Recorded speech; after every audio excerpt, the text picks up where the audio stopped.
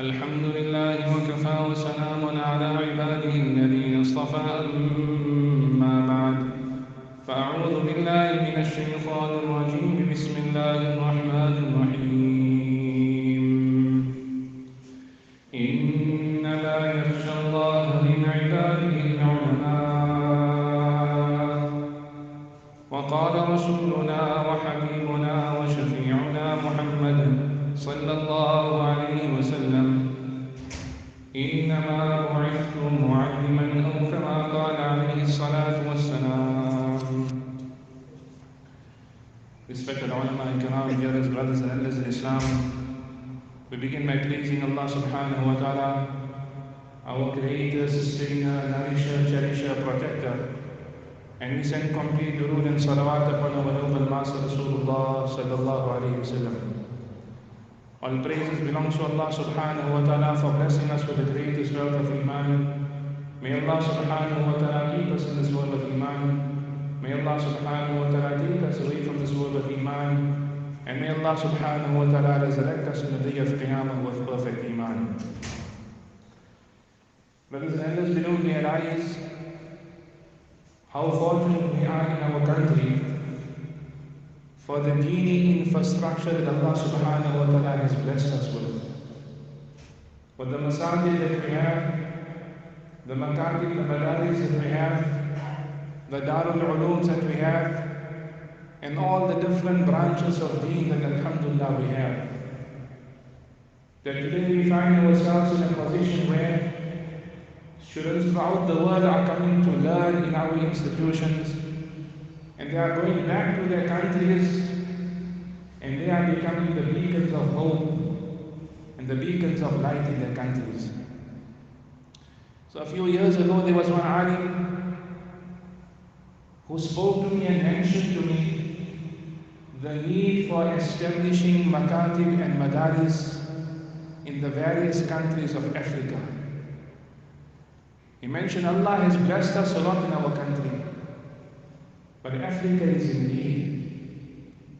And many of those countries you'll find they are 98, 96% Muslim. Some are even 100% Muslim.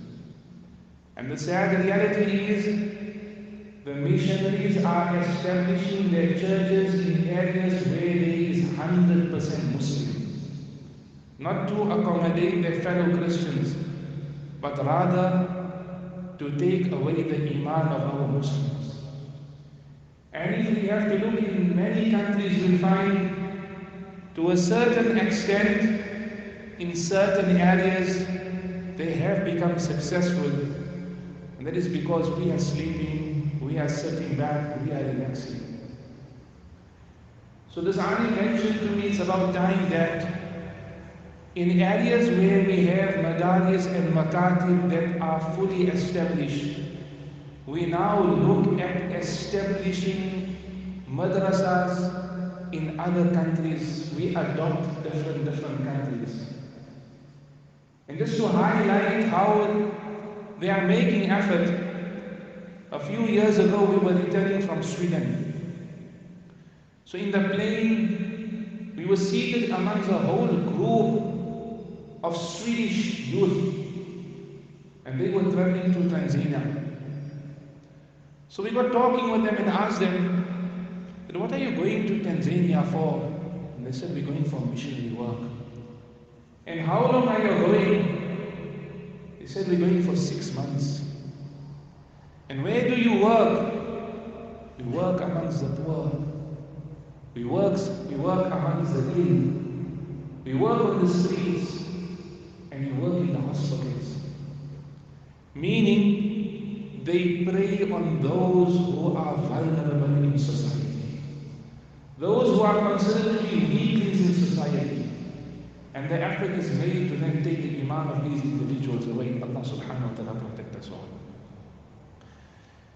So alhamdulillah, Allah subhanahu wa ta'ala gave me the opportunity now, in the beginning of January, to travel to a country in West Africa which is known as the Gambia.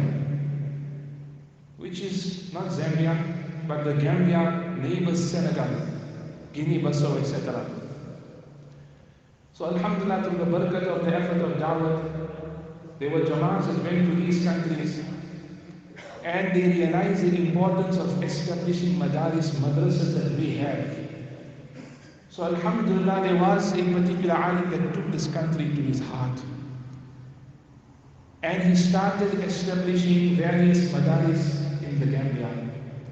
From the Gambia, it spread to Senegal, and it also spread to Guinea-Bissau. So over these three countries, they are currently running an operation of 15,000 students. And 15,000 students in the last plus minus 4 years. Brothers, understand the rapid growth. And this will make us understand the talab and the desire that those people have for Deen. Those who were deprived of Deen. When Deen is presented to them, how they fully embrace Deen. It was amazing to see the talab and desire that these individuals had. The head of the operation in Gambia is a person who studied in South Africa. Again, brothers, I'm emphasizing the point that we have to realize how fortunate we are in this country and how much sugar we need to make. So he came to South Africa. He studied in South Africa. He started doing work in South Africa. He got his training. And eventually, when the need arose to establish madaaris, madrasas in the Gambia in West Africa, then he was asked to return to that country and to run the operation. And alhamdulillah, Allah subhanahu wa ta'ala rewarded him as doing sterling work. But just to give you an understanding, when we reached the first day, we visited the madrasa. And he has a boarding madrasa where students are becoming hafiz of Quran.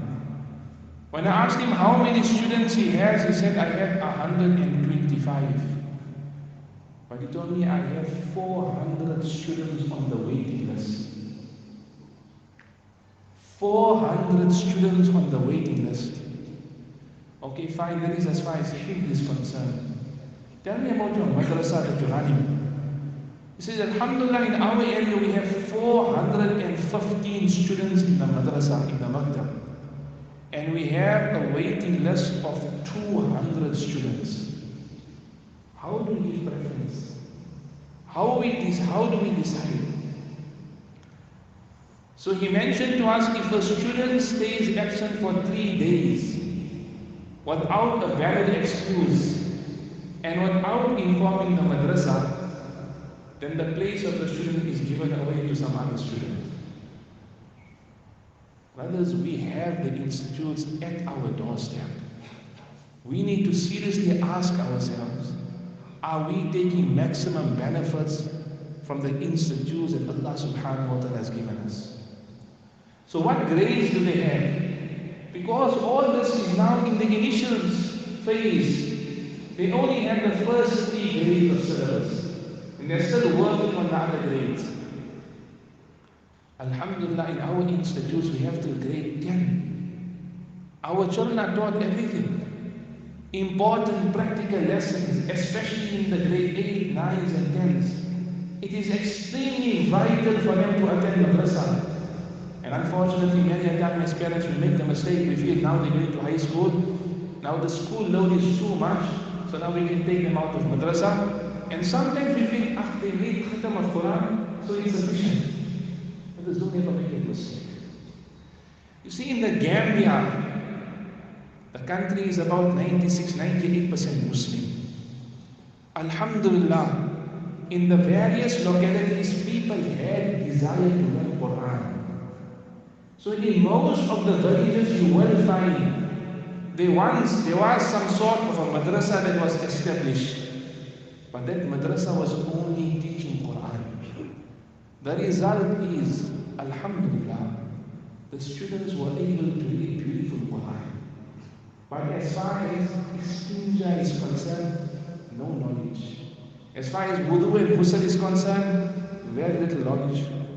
As far as the basic aspects of deen, very little. To such an extent that their lifestyles and their culture is far away from deen. It's only now that kitabs have been introduced in their curriculum and syllabus that they're starting to understand the importance of fiqh, akhlaq, adab, the importance of knowing various aspects of deen. So brothers, just to make khatam of Quran is not sufficient. We have a great deen that we have to embrace.